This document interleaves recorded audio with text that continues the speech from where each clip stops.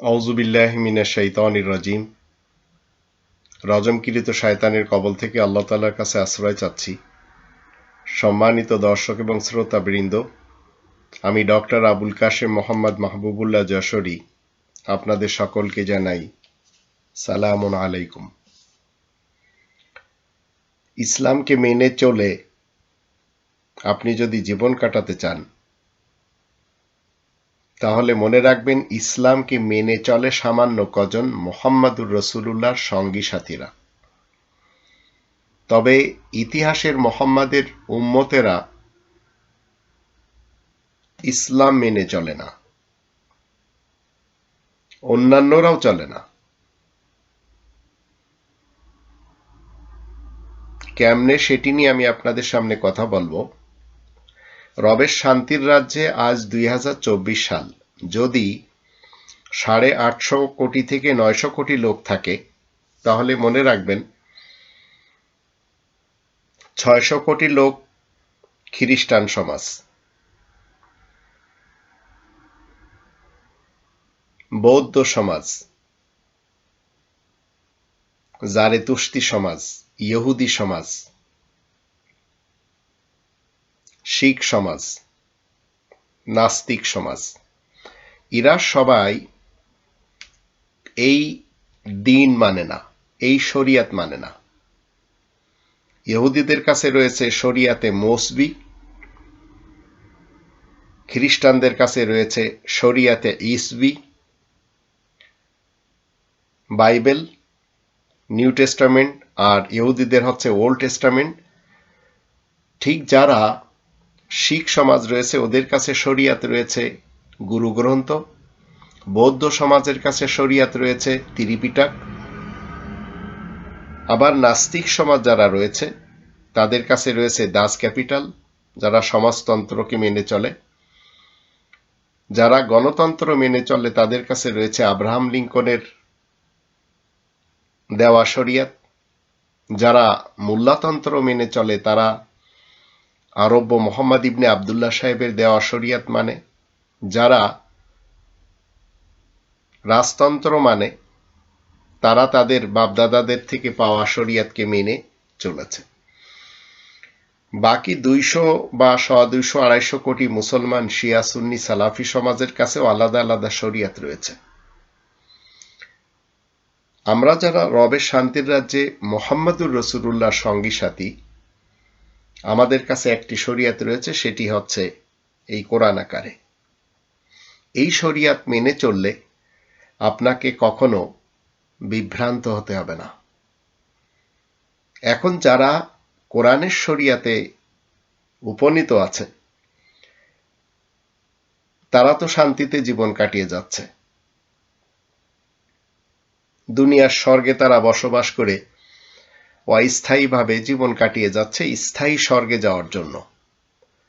আর এটি কোরআনের 16 নম্বর সূরা নাহালের 97 আয়াতে বলা হচ্ছে, মান আমিলা সালিহাম মিন যাকারিন আও উনসা ওয়া হুয়া মুমিন ফালানুহইয়ান্নাহু হায়াতান তাইয়্যিবা ওয়া লানাজজিয়ান্নাহুম আজরাহুম বিআহসানি মা কানু ইয়ামালুন। নারী পুরুষের মধ্য থেকে ঈমান এনে যারা সংশোধনের কাজ করবে তাদেরকে এই ক্ষণস্থায়ী জান্নাতে আল্লাহ রাখবেন আর চিরস্থায়ী জান্নাতে মরার পরে দিয়ে দিবেন। কিন্তু যারা ইহুদি, খ্রিস্টান, সুন্নি, শিয়া, সালাফি, জারেতুস্তি, হিন্দু, বৌদ্ধ, শিখ, নাস্তিক সমাজ, আশরাকু সমাজ, এরা সবাই দেখবেন এদের শরিয়াতের উপরে খুশি না, যার জন্য এরা একে অপরে কি করে, ধর্ম চেঞ্জ করে। কারণ এরা সবাই দিন ইসলামকে মানে না, যে দিন ইসলামের ব্যাপারে মুহাম্মাদুর রাসূলুল্লাহ আমাদেরকে এই রব্বানি নিজামের মাধ্যম দিয়ে, রব্বানি সিস্টেমের মাধ্যম দিয়ে বলছেন। 3 নম্বর সূরা আল ইমরানের 19 নম্বর আয়াতে, ইন্না দীনা ইনদাল্লাহিল ইসলাম ওয়া মাখতালাফাল্লাযীনা উতুল কিতাবা ইল্লা মিন বাদি মা জাআহুমুল ইলমু বাগয়ান বাইনাহুম ওয়া মা ইয়াকফুর বিআয়াতিল্লাহ ফাইন্নাল্লাহা সারিউল হিসাব। আল্লাহ তাআলার কাছে গ্রহণযোগ্য দিন তথা জীবন ব্যবস্থা হচ্ছে একমাত্র শান্তির। আর এই শান্তির কনস্টিটিউশন আমার কাছেই আপনারা দেখতে পাচ্ছেন। যাদের কাছে লিখিত আল কিতাব রয়েছে তারাই তো জেনে শুনে শুধু নিজেদের মধ্যে জেদ এবং হিংসার কারণেই বিরোধিতা করে, তারা ছাড়া অন্য কেউ বিরোধিতা করে না। আল্লাহ তাআলার আয়াতসমূহকে যারা গোপন করবে আল্লাহ অতি তাড়াতাড়ি হিসাব নেবেন, এই কথা নিশ্চিত। এটি হচ্ছে মুহাম্মদুর রাসূলুল্লাহর আনিত শরিয়ত, যেটি আপনাকে আমাকে মেনে চলতে হবে। মুহাম্মদ বলা হয় আয়াত প্রচারের কারণে প্রশংসিত উপাধি ধারণকারী ব্যক্তি, যে কেউ হতে পারে। আর রাসূল মানে হচ্ছে বিশেষ বার্তাবাহক, আর নবী মানে বিশেষ খবরদাতা। এই উপাধিগুলি চলমান। এখন যারা এই পৃথিবীতে মুসলিম বাদে অন্য নামে চলছে তারা সবাই জেদের উপরে রয়েছে, তারা শরিয়াতে ইসলামের উপরে নেই। কারণ শরিয়াতে ইসলামীর 22 নম্বর সূরা আল হজ এর 78 নম্বর আয়াতের ভিতরে মুহাম্মদুর রাসূলুল্লাহ আমাদের কি শিক্ষা দিচ্ছেন? হুয়া সাম্মাকুমুল মুসলিমিন, সেই সত্তা তোমাদের নাম মুসলিমিন রেখেছেন। এখন এই শরিয়াতে ইসলামের এই নামটি পছন্দ না নন মুসলিমদের। তো নন মুসলিমরা শরিয়াত নিয়ে আল্লাহ তাআলাকে কিছু শিখাতে চায়, ইনক্লুড মোহাম্মদ ইবনে আবদুল্লাহ সাহেবের উম্মতেরা, শিয়া সুন্নি সালাফি কাদিয়ানী আহমদী মুসলমানেরাও। 49 নম্বর সূরা আল হুজুরাতের 16 এবং 17 আয়াত দুটিতে আল্লাহ বলছেন মুহাম্মদুর রাসূলুল্লাহর মাধ্যম দিয়ে, কুল তুমি বলে দাও, আতুআল্লিমুন আল্লাহ বিদীনিকুম ওয়াল্লাহু ইয়ালামু মা ফিস সামাওয়াতি ওয়া মা ফিল আরদ ওয়াল্লাহু বিকুল্লি শাইইন আলিম ইয়ামুন্নুনা আলাইকা আন আসলামু কুল লা তামুন্নু আলাইয়া ইসলামাকুম বালিল্লাহু ইয়ামুন্নু আলাইকুম আন হাদাকুম লিল ঈমানি ইন কুনতুম সাদিকিন। তুমি ঘোষণা করে দাও, তোমরা কি আল্লাহ তাআলাকে নিজেদের বানানো ফয়সালার সাথে জ্ঞান দিতে চাও? আতুআল্লিমুন আল্লাহ বিদীনিকুম, তোমরা তোমাদের জীবন ব্যবস্থা আল্লাহ তাআলাকে শিখাতে চাও? অথচ আল্লাহ তো গগনমণ্ডল এবং পৃথিবীর যা কিছু রয়েছে সবই জানেন, আল্লাহ সর্ববিষয়ে মহাজ্ঞানী। এখন এরা সবাই নিজ নিজ জীবন ব্যবস্থা নিয়ে কিন্তু ব্যস্ত, তাতে আবার মতবিরোধও তারা করে চলেছে, একে অপরের বিরুদ্ধে ফতোয়াও দিয়ে যাচ্ছে। কিন্তু মুহাম্মদুর রাসূলুল্লাহ সঙ্গী সাথীরা এদের ব্যাপারে আবার কঠোর। তো আল্লাহ বলছেন, এরা তো দেখছি ইসলাম কবুল করে তোমাকে বাধিত করতে চায়। এখন যারা শিয়া সুন্নি সালাফি এরা সবাই কিন্তু নিজ নিজ জায়গায় আপন দধি মিষ্টি হিসেবে ফতোয়া দেয়। যেমন ধরুন যারা তবলিগি জামাতে সাদ গ্রুপ, জুবায়ের গ্রুপ কিংবা ইলিয়াস আত্মার গ্রুপ, এরা নিজ নিজ জায়গাতে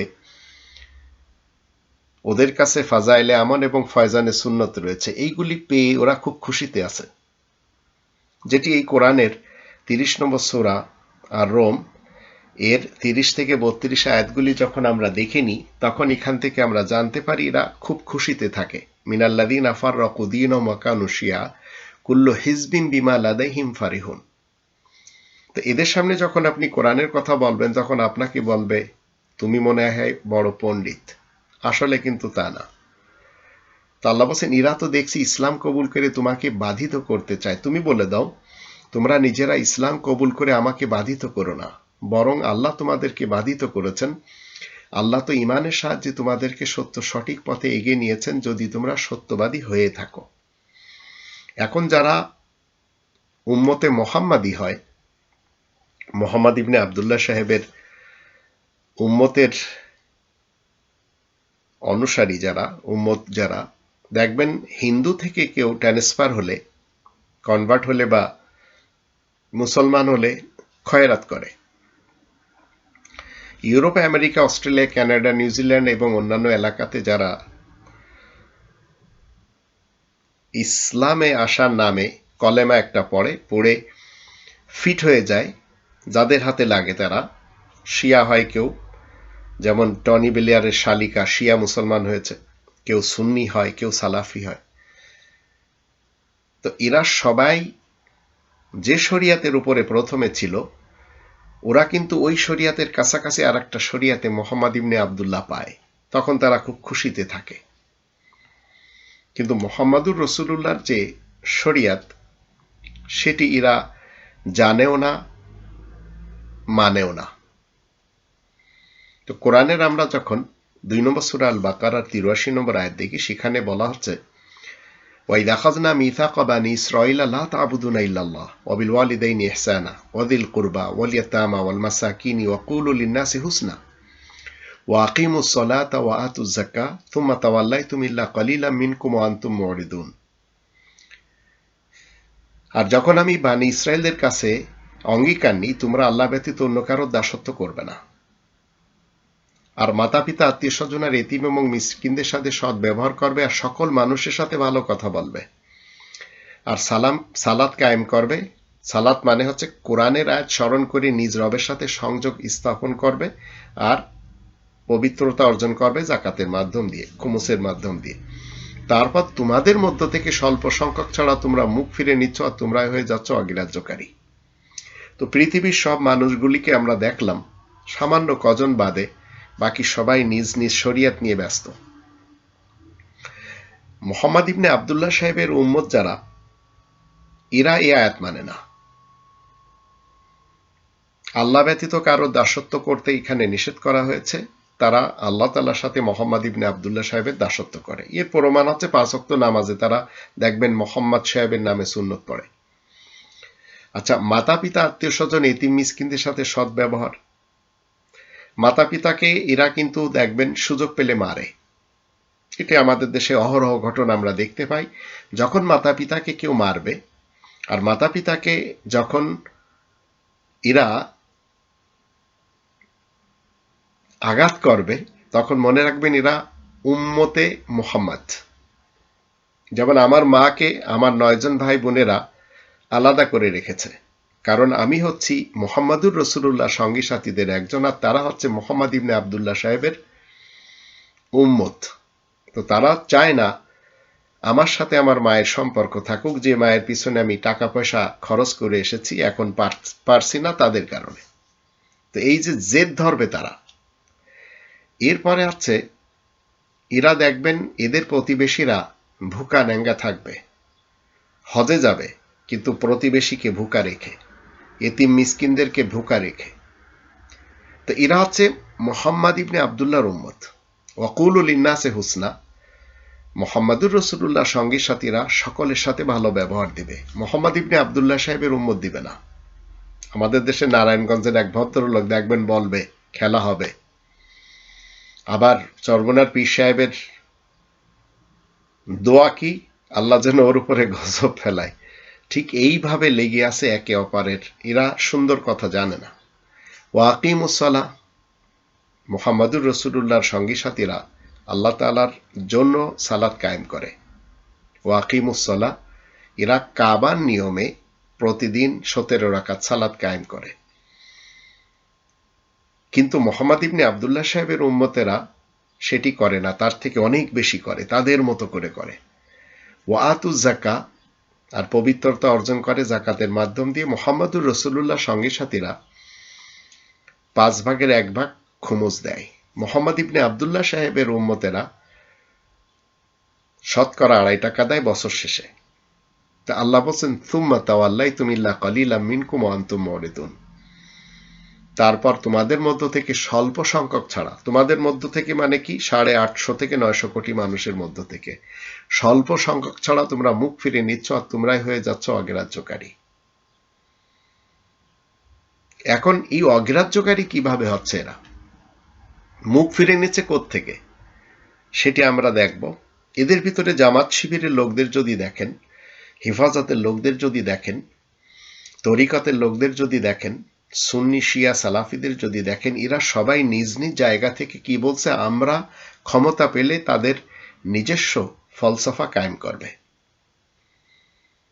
তো 1947 সালে আল্লাহ রাব্বুল আলামিন কি করলেন? এই মুসলমান শিয়া সুন্নি সালাফিদেরকে একটি দেশ দিলেন এই কোরআনকে বাস্তবে রূপ দেওয়ার জন্য, আর সেটিকে বলা হয় পাকিস্তান। পশ্চিম পাকিস্তান, পূর্ব পাকিস্তান, দুদেশেই কিন্তু মুসলমান।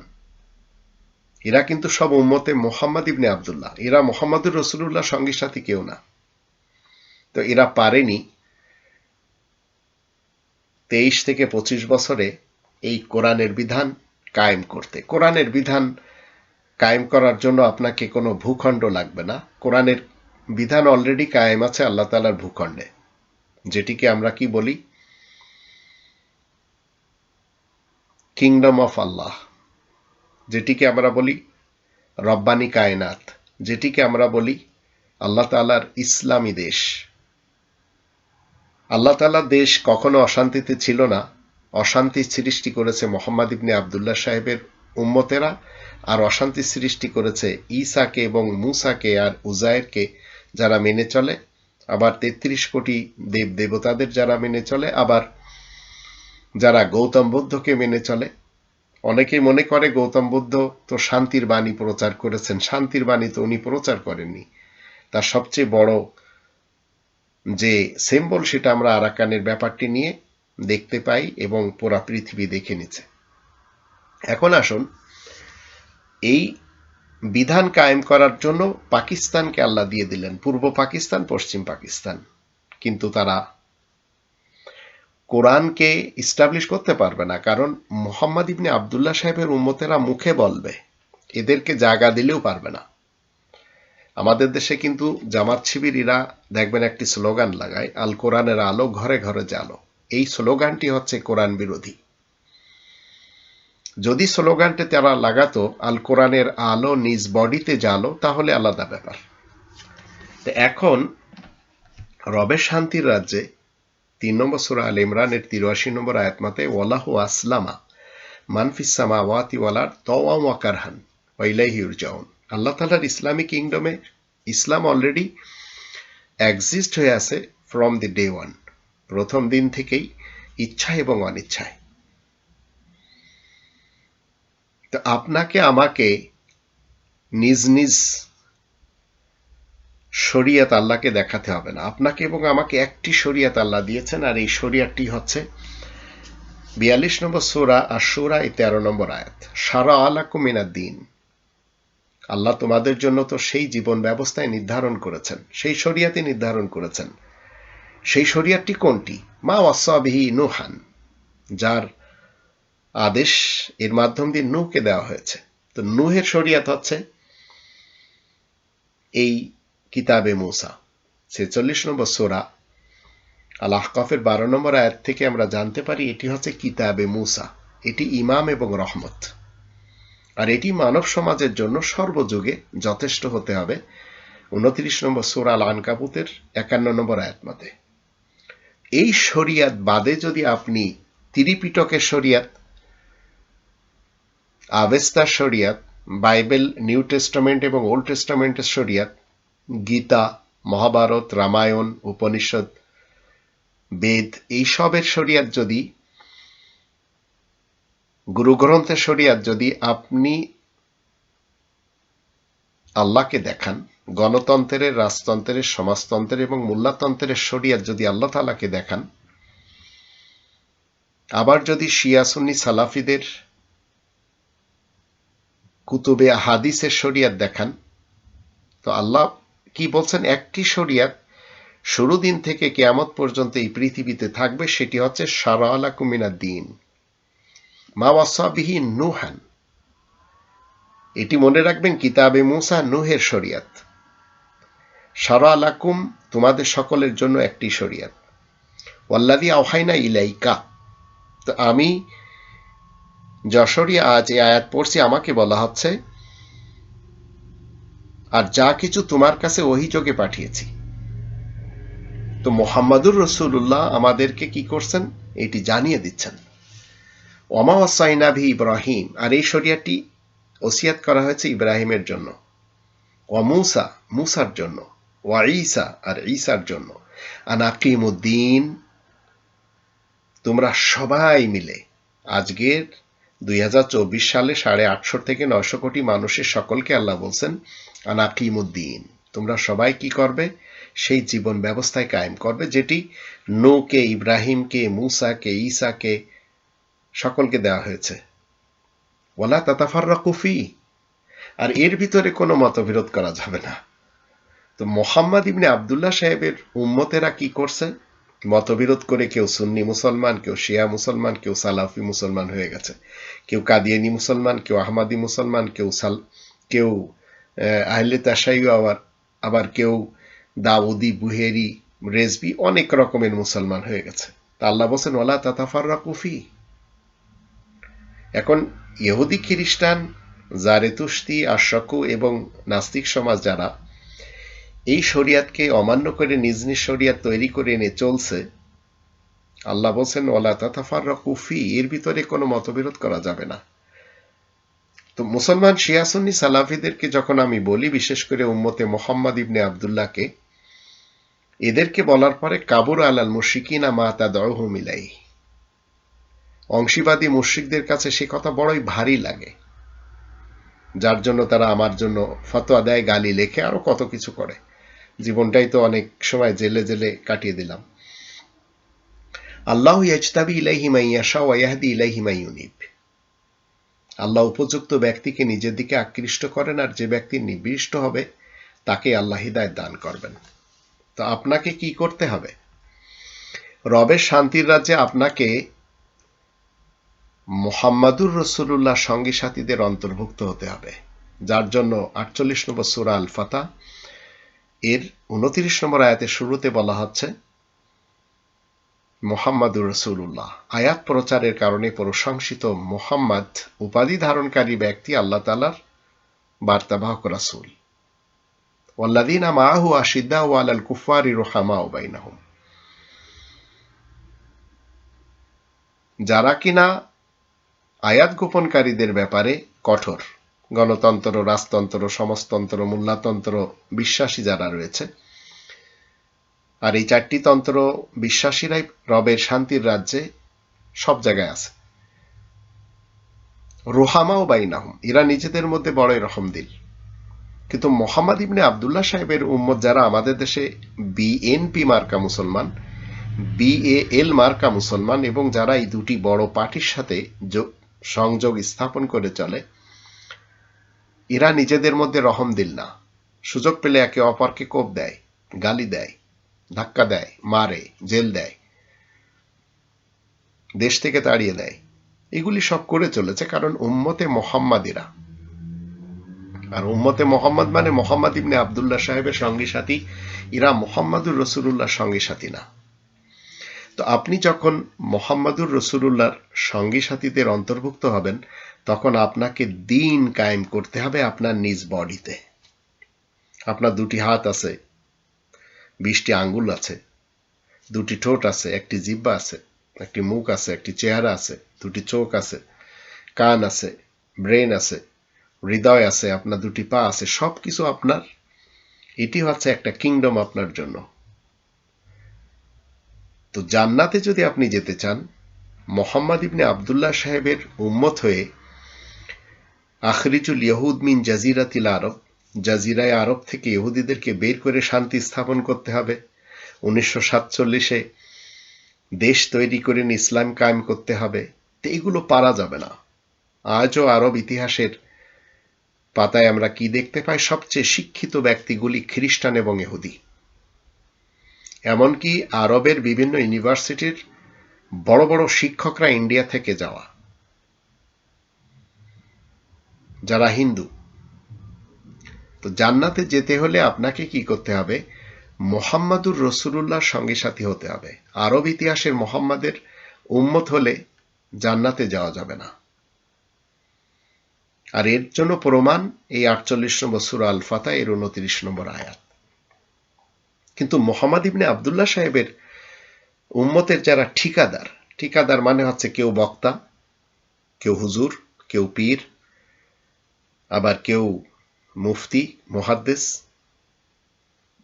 এই টাইপের যারা রয়েছে, কেউ আজহারি, কেউ মাদানি, কেউ কাসমি, কেউ তাহিরি, এই টাইপের যারা দেখবেন, এরা সবাই আপনাকে ফতোয়া দিবে সন্তান হাফেজ হলে পিতামাতা জান্নাতে যাবে, 10 জনকে নিয়ে যাবে।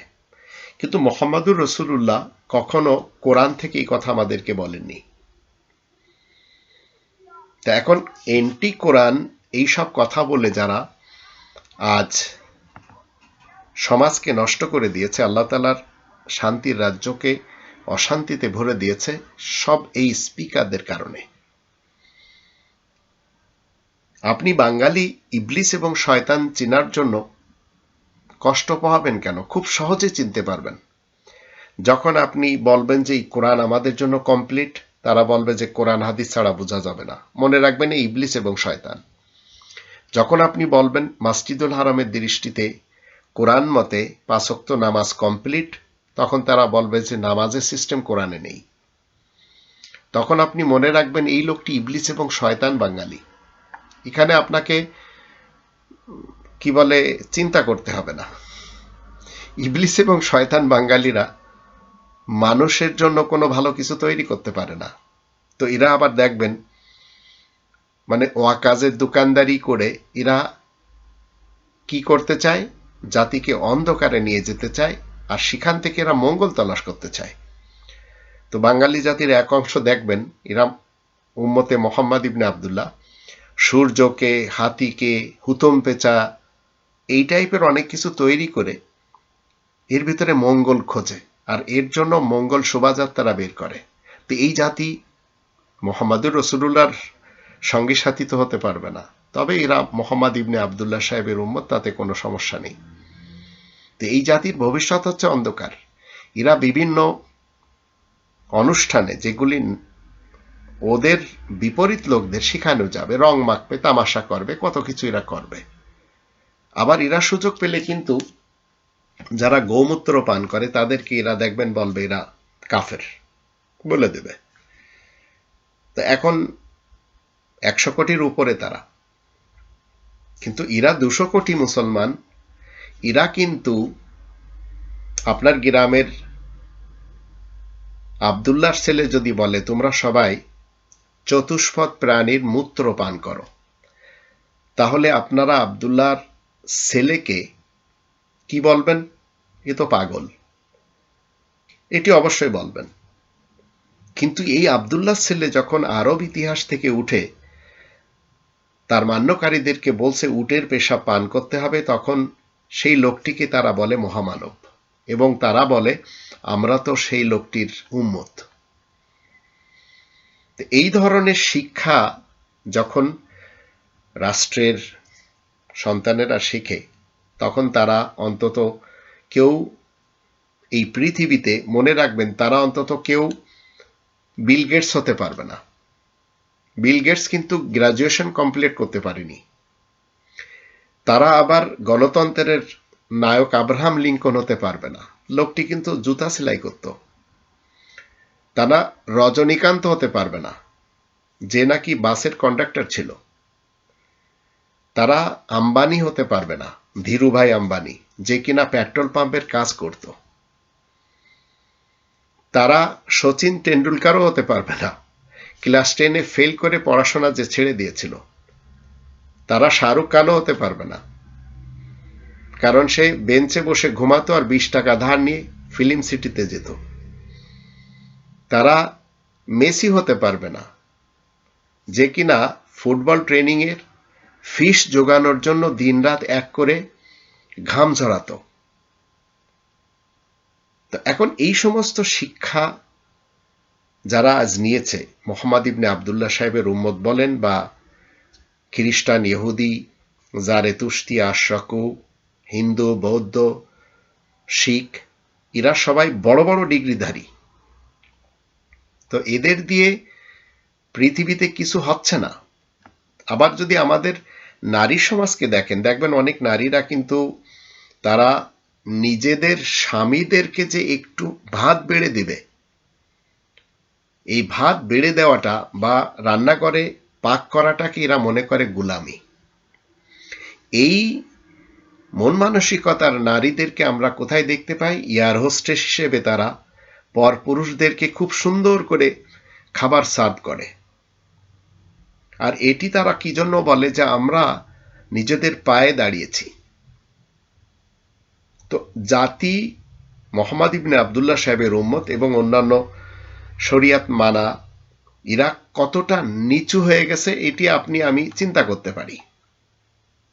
আবার আমাদের দেশে এই যে ফেসবুক নামক যে জিনিসটি সবাই ইউজ করে চলেছে, অনেক মেয়েরা দেখবেন নিজেদের স্বামীদের ঘর থেকে বেরিয়ে গেছে। অনেক মেয়েদের দেখবেন তারা বাবার খেয়ে হঠাৎ করে একটি বখাটে ছেলের সাথে বেরোয় চলে গেছে। তো এই বাবা, অনেক বাবা প্রবাসী হয়, অনেক বাবা নিজ দেশেও টাকা পয়সা অর্জন করে। তো এই মেয়েরা একটু চিন্তা করলো না যে আমার বাবা কত কষ্ট করে কি করলো, আমাকে লালন পালন করে পড়ালেখা করলো আর শিখালো, আর আমি একটা বখাটের সাথে চলে যাচ্ছি বাবা মাকে ছেড়ে, আবার স্ত্রী স্বামীকে ছেড়ে চলে যায়। তো এরা মনে করে কি, যাদের সাথে এই ফেসবুকের মাধ্যম দিয়ে আকৃষ্ট হয়েছিল এবং বড় স্বপ্ন দেখাচ্ছিল, এই স্বপ্নটি মূলত 10-20 মিনিটের স্বপ্ন। তো একটি সময় বাপের নজর থেকে সন্তান দূরে চলে গেল, আবার আর একটি সময় স্ত্রী ডিভোর্স হয়ে গেল। তো যারা এদেরকে নিয়ে নিল, এরা কিন্তু সবাই উপভোগ করার জন্য নিয়েছে, কেউ কিন্তু বিয়ে করবে না। আমাদের জানা উচিত যে 10-20 মিনিটের দায়িত্ব কিন্তু সবাই নিতে পারে, সারা জীবনের দায়িত্ব একমাত্র নিবে স্বামী, এছাড়া আর কেউ নিবে না একটি মেয়ের। তো এখন যারা উম্মতে মোহাম্মদ ইবনে আবদুল্লাহ ইবনে আব্দুল মুত্তালিব বিন হাশিমের অনুসারীরা রয়েছেন, আজ আপনারা আমি মুহাম্মাদুর রাসূলুল্লাহর সঙ্গী সাথীদের একজন হয়ে এই যে কথাগুলি বলে চলেছি, এগুলি আপনারা একটু যাচ করে নেবেন, এগুলি আপনারা একটু চিন্তা করে নেবেন। কারণ প্রত্যেকটি সময় আপনাকে আমাকে কি শিক্ষা দিবে জানেন? পরিচয় আপনি সবার সাথে রাখবেন, কিন্তু সম্পর্ক মুহাম্মাদুর রাসূলুল্লাহর সাথে, অন্য কারোর সাথে রাখলে হবে না। আপনি যদি এই কোরআনের 2 নম্বর সূরা আল বাকারার 7 নম্বর আয়াত পড়েন, তখন আপনি বুঝতে পারবেন কোরআনের আয়াত দিয়ে যাদেরকে বোঝানো যায় না তাদের জন্যই এই আয়াতটি নাজিল হওয়া। তো আপনার হৃদয়ে যদি রোগ থাকে, আপনার মনে যদি রোগ থাকে, আর আপনি যদি জেদ ধরেন যে আপনি মুহাম্মদ ইবনে আবদুল্লাহ ইবনে আব্দুল মুত্তালিব বিন হাশিমের উম্মত হয়ে ইসলাম মেনে চলেছেন, গুলাম আহমদ কাদিয়ানীকে মেনে ইসলাম মেনে চলেছেন, এটি আপনার ভুল ধারণা। তো ইসলাম যারা আমরা মান্য করে চলেছি রবের শান্তির রাজ্যে, মুমিন এবং মুসলিম হয়ে জীবন কাটানোর চেষ্টা করে চলেছি, সেই ইসলাম কখনো বিশ্বের আমরা যেখানে থাকি না কেন নির্যাতিত এবং নিগৃহীত করে না। তবে উম্মতে মোহাম্মদ ইবনে আবদুল্লাহর অনুসারী যারা রয়েছে, তারা যখন একটি দেশ চালায়, তো তারা দেশ চালাতে যে নিজেরা কিন্তু অনেকে তাহাজ্জুদের নামাজও পড়ে, কিন্তু তার বিপরীত লোকদের, তারা উম্মতে মোহাম্মদ ইবনে আবদুল্লাহ কি করে? নির্যাতন করে তাদের উপরে। তো বিশ্বের সব মুসলমানদেরকে একই আমরা দেখতে পাচ্ছি। হুসাইনি যদি হিটলারের সাথে মিলে ইহুদিদেরকে নিধন না করত, তাহলে নেতানিয়াহু বারবার এসে ফিলিস্তিনিদের মারত না। সে শুধু একটি কথাই বলে, আমি হুসাইনির প্রতিশোধ নিচ্ছি। তো মুফতি হুসাইনি হিটলারের, আপনারা গুগল সার্চ করে যখন দেখবেন হিটলার উইথ মুফতি হুসাইনি, তখন দেখবেন সে মুসলমানদের একটা নেতা ছিল এক সময়। তো আরব নেতাদেরকে আমরা যখন দেখি, এরা গরিব মুসলমান দেশগুলিকে ঘৃণা করে, আবার এই দেশগুলি থেকে এরা লোক নেয়, নিয়ে কি করে? ওদের বলদিয়ার কাজ করায়। বলদিয়ার কাজ মানে হলো যত আবর্জনা এগুলি সব পরিষ্কার করার জন্য নেয়। তো উম্মতে মোহাম্মদ ইবনে আবদুল্লাহ এরা কখনো একত্রিত হতে পারে না, এরা মিলেমিশে থাকতে পারে না। আর মোহাম্মদুর রাসূলুল্লাহর সঙ্গী সাথীরা রুহামা ও বাইনাহুম, নিজেদের মধ্যে মিলেমিশে থাকে, দুনিয়ার যেখানে থাকুক না কেন। এরা কখনো মোহাম্মদুর রাসূলুল্লাহ শেখানো রব্বানি বিধানের বিপরীত যে মিথ্যা বলে না, যেটি 22 নম্বর সূরা আল হজের 30 নম্বর আয়াতে লেখা, ওয়াজতানিবু কওলা জুর। কিন্তু মোহাম্মদ ইবনে আবদুল্লাহ সাহেবের যারা উম্মত হয়ে আজ স্পিকার হয়েছে, পীর হয়েছে, জামানার ইমাম সেজেছে, এরা এদের ফলসফাকে, কোরআন বিরোধী মিথ্যা এরা বলার সাথে সাথে মানুষেরা লুফে নেয়, বিশ্বাস করে। তো এই মিথ্যা এত তাড়াতাড়ি বিস্তার এবং প্রতিষ্ঠিত হয় যেটি কোরআনেরটা হয় না। কারণ কোরআনের লোক থাকে অল্প লোক। এখন উম্মতে মোহাম্মদের যারা স্পিকার, এরা দেখবেন একটা আজগবি কথা বলবে এই শাওয়াল মাসে, আজ 2024 সাল, এরা ফতোয়া দিবে কি শাওয়াল মাসে 6টি রোজা রাখলে সারা বছর রোজা রাখার সওয়াব পাওয়া যায়। আর এটি কিন্তু মুহাম্মদুর রাসূলুল্লাহ কোরআন থেকে বলছেন না। তো এই আজগবি কথা এটি মুসলমানেরা মেনে নিয়ে অনেক মহিলারা এবং পুরুষেরা রোজা রাখবে। তো আপনাকে মুহাম্মদুর রাসূলুল্লাহর সঙ্গে সাথী হতে হবে। মোহাম্মদ ইবনে আবদুল্লাহ সাহেবের উম্মতের লোকেরা অজু ভাঙ্গার অনেকগুলি কারণ জানে, কিন্তু ঈমান ভাঙ্গার কারণে তারা যে পথভ্রষ্ট হয়েছে, এই ঈমান ভাঙ্গার কারণ তারা জানে না। অজু ভাঙ্গার সাথে সাথে কিন্তু তারা টের পেয়ে যায়, একটি পাদ মারলেই তাদের অজু শেষ হয়ে যায় এবং তারা বলে অজু শেষ হয়ে গেছে। কোরআন এসব কথা বলে না। কোরআন একটি কারণে অজু ভেঙে যাওয়ার কথা বলে, আর সেটি হচ্ছে 5 নম্বর সূরা আল মায়েদার 6 নম্বর আয়াত মতে অজু ভঙ্গের কারণ একটি, মুহাম্মদুর রাসূলুল্লাহ আমাদেরকে শিক্ষা দিয়েছেন, যখন আপনি সালাতে যাবেন তখন অজু করবেন, সালাতে যখন দুই পাশে সালাম ফেরাবেন আপনার অজু শেষ। তো মোহাম্মদ ইবনে আবদুল্লাহ সাহেবের উম্মতেরা অজু ভঙ্গের কারণ অনেকগুলি, তার ভিতরে একটি হচ্ছে যদি কেউ বায়ু ছেড়ে দেয়। তো ঈমান যে ভেঙে গেছে এটি তারা কখনো শিখতেও চায় না, জানতেও চায় না। শয়তান কিন্তু আপনাকে আমাকে দিয়ে কখনো জোরপূর্বক কোনো কিছু করাবে না। এটি কোরআনের আমরা যখন 14 নম্বর সূরা ইব্রাহিমের 22 নম্বর আয়াত দেখি, সেখান থেকে পাই। শয়তান শুধু একটি আওয়াজ দিবে, এসো হে বৈশাখ, একটি আওয়াজ। এবার সবাই বটমূলে যেয়ে একত্রিত হবে। এসো হে বৈশাখ, এইটি একটি স্লোগান। এই স্লোগান পাওয়ার সাথে সাথে তার অনুসারীরা বটমূলে যে উপস্থিত। তো শয়তান আপনাকে আমাকে দিয়ে জোরপূর্বক কোনো কিছু করাতে পারবে না। আপনার আমার উচিত কি? মুহাম্মদুর রাসূলুল্লাহর সঙ্গী সাথীদের অন্তর্ভুক্ত হওয়া, যারা এই পৃথিবীতে অনেক কম। আমি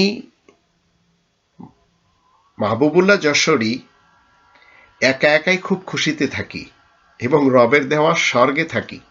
এর একটি বিশেষ কারণ আপনাদেরকে বলি। আমাকে মানুষেরা পছন্দ করে না, তার একটি কারণ আমি কোরআনের কথা বলি তাই। আর এটি 40 বছরের উপরে হয়ে গেছে। আমি আমার রবের দেওয়া স্বর্গেই বসবাস করে চলেছি। জীবনের একটি বড় অংশ জেলে জেলে কাটিয়ে দিয়েছি। মানুষেরা অনেকভাবে আঘাত করেছে, কেউ মানসিক আঘাত, কেউ শারীরিক আঘাত। অনেক মানুষের কাছে আমার অনেক কথা আমানত ছিল, সেগুলি কি করেছে, সামান্য মতবিরোধের কারণে সেগুলি মানুষের সামনে তুলে ধরে বড় কিছু হতে চেয়েছে। অনেকে টাকা পয়সা নিয়ে ফেরত দেয়নি, অনেকে কোরআনের নামে এসে আমাকে দেখায়ে চাঁদা করে খেয়েছে। এখন আমি আল্লাহ তাআলার দেওয়া যে স্বর্গ, এই ক্ষণস্থায়ী স্বর্গে আমি থাকি এবং আনন্দ করি। লোকে কি ভাববে তা ভেবে আমি কোনো কিছু করি না, কারণ জীবনটা আমার, জীবনটা তো মানুষের না। আমি যদি আমার নিজের ব্যক্তিত্বের ভিতরে এই কোরআনের ইসলামকে প্রবেশ করিয়ে নিতে পারি, তাহলে আমি সুখে থাকবো, তাতে সমস্যা কোথায়? এখন আমি মুসলিম পরিচয় দিয়ে কখনো মঙ্গল শোভাযাত্রায় অংশগ্রহণ করি না। আমি মুসলিম পরিচয় দিয়ে আমি মুশরিকিনদের ফেস্টিভ্যালে যাই না। চেষ্টা করি না যাওয়ার জন্য। কখনো যদি ক্রস হতে হয়, পাসিং হতে হয়, সেটি ভিন্ন ব্যাপার। তো রবের শান্তির রাজ্যে যখন আপনি মুহাম্মাদুর রাসূলুল্লাহ সঙ্গী সাথী হবেন, সবচেয়ে বেশি বিরোধিতা করবে যারা কোরআন বুঝে পড়ে না, যারা কোরআন মানে না, যারা কোরআন মতে চলে না এবং কোরআনের তাবলিগ করে না এবং কোরআনের ভাষা জানে না। আরবি জানে অনেক লোক আছে আমাদের দেশে। আমাদের দেশে 3 লক্ষ মসজিদের এই যে ইমামগুলি, তারা কিন্তু সবাই আরবি জানে। আর 1,20,000 ধর্মের খোয়ার মাদ্রাসা, যেখানে খুব বেশি বলৎকার এবং ধর্ষণ হয়, তারাও আরবি জানে। এবং এদের সকলের লেবাস রয়েছে, যেটি তারা সমাজকে ঠকানোর জন্য পাগড়ি পরে, যার কোনো বিধান মোহাম্মদুর রাসূলুল্লাহ আমাদেরকে দেন না। তারা লম্বা টুপি পরে, ঘাড় বাবরি চুল রাখে, লম্বা দাড়ি রাখে, মুখ ঢাকা বোরকা পরে। এগুলির বিধান কোরআনের ইসলাম আমাদেরকে দেবে না। আর এই জিনিসগুলি মূলত মানুষকে ঠকানোর জন্য তৈরি করে নিয়েছে উম্মতে মোহাম্মদ ইবনে আবদুল্লাহ সাহেবের কিছু কারা ঠিকাদাররা, যার জন্য আজ রবের শান্তির রাজ্যে, যেখানে মানুষ ইচ্ছায় এবং অনিচ্ছায় কি করবে, দিনাতিপাত করবে, কালাতিপাত করবে, জীবন কাটিয়ে চলে যাবে, সেখানে আজ এই সবগুলি আমরা দেখতে পাচ্ছি। নাগরিকত্ব নিয়ে মানুষেরা ভাগাভাগি করছে। তো নাগরিকত্ব নিয়ে যারা ভাগাভাগি করে, তাদের কিন্তু জানা উচিত এই পৃথিবীতে আমরা সবাই ভিনদেশী। মরার পরে সেই দেশেই আমাদের চলে যেতে হবে। তাই কোরআনের আমরা 14 নম্বর সূরা ইব্রাহিমের 47-48 আয়াত যখন দেখি, ইয়াউমা তুবাদ্দালুল আরদু গায়রাল আরদ, তা আমরা নাগরিকত্ব হিসেবে নরমাল, আমি বাংলাদেশের একজন সাধারণ নাগরিক, কিন্তু আমি এই নাগরিকত্ব নিয়ে তো আমার গর্ব করার কিছু নেই। আর একটি দায়রা বানানোর জন্য আপনাকে রক্ত দিতে হবে এমন কথাও তো নেই। কিন্তু মোহাম্মদ ইবনে আবদুল্লাহ সাহেবের যারা ধর্মীয় স্পিকার, দেখবেন এরা বলবে নিজ দেশ রক্ষা করার জন্য, সীমান্ত পাহারা দেওয়ার জন্য যারা মরবে তারা শহীদ। আর এই কথাটি তারা মোহাম্মদ ইবনে আবদুল্লাহ সাহেবের নামে বলে। তারা কেউ মোহাম্মদুর রাসূলুল্লাহর শেখানো এই কোরআনের 67 নম্বর সূরা আল মুলকের প্রথম আয়াতের শুরু, যেখানে আল্লাহ বলেন তাবারাকাল্লাযী বিয়াদিহিল মুলক, বাবরকত সত্তা তিনি যার কন্ট্রোলে রয়েছে একটি দেশ, এটি বলবে না। তো এখন যারা বাংলাদেশের সীমান্তে যারা পাহারা দেয়, তারা কিন্তু মাস গেলে বেতন পায়। যদি ভারতের গুলিতে মরে যায় তখন বলা হচ্ছে শহীদ। আবার ভারতের কোনো মুসলমান যখন বাংলাদেশের বা অন্যান্য দেশের সীমান্ত রক্ষীদের গুলিতে মারা যাচ্ছে, তখন সেও হচ্ছে শহীদ। এইভাবে পুরা পৃথিবীর সিস্টেমটা এই ধর্মজীবীদের পক্ষ থেকে বানানো, যারা কিনা শরিয়াত তৈরি করে নিয়েছে। এখন আপনি দোষ কাদের দিবেন? গরু ঘাস খায়, ঘাস খেয়ে দুধ দেয়, এটি সুন্নাতুল্লাহ। আর সাপ দুধ খেয়ে বিষ দেয়, এটিও সুন্নাতুল্লাহ। তো পার্থক্যটা কি? পার্থক্যটা খাবারের না, পার্থক্যটা হলো জাত, স্বভাব এবং আচরণের। তো আপনি যদি মোহাম্মদুর রাসূলুল্লাহর অনুসারী হওয়ার দাবি করেন আর মোহাম্মদ ইবনে আবদুল্লাহর উম্মত হওয়ার দাবি করেন, তাহলে আপনাকে জানতে হবে দুইজনের রাস্তা দুটি। মোহাম্মদুর রাসূলুল্লাহ সিরাতে মুস্তাকিমে নিয়ে যাবে, যেটি এই কোরআনের 6 নম্বর সূরা আল আনামের 153 নম্বর আয়াতে লেখা। আর মোহাম্মদ ইবনে আবদুল্লাহ সাহেব আর অন্যান্য যারা রয়েছে, এরা সবাই তার বিপরীত দিকে নিয়ে যাবে, তাগুতের দিকে। আর এর প্রমাণে আমরা 14 নম্বর সূরা ইব্রাহিমের প্রথম আয়াত, 2 নম্বর সূরা আল বাকারার 257 নম্বর আয়াত দেখে নিতে পারি। আর সিরাতে মুস্তাকিম, ইহদিনা সিরাতাল মুস্তাকিম আমরা সবসময় বলি, এর জন্য আপনাকে মুহাম্মাদুর রাসূলুল্লাহর সাথে বন্ধুত্ব করতে হবে।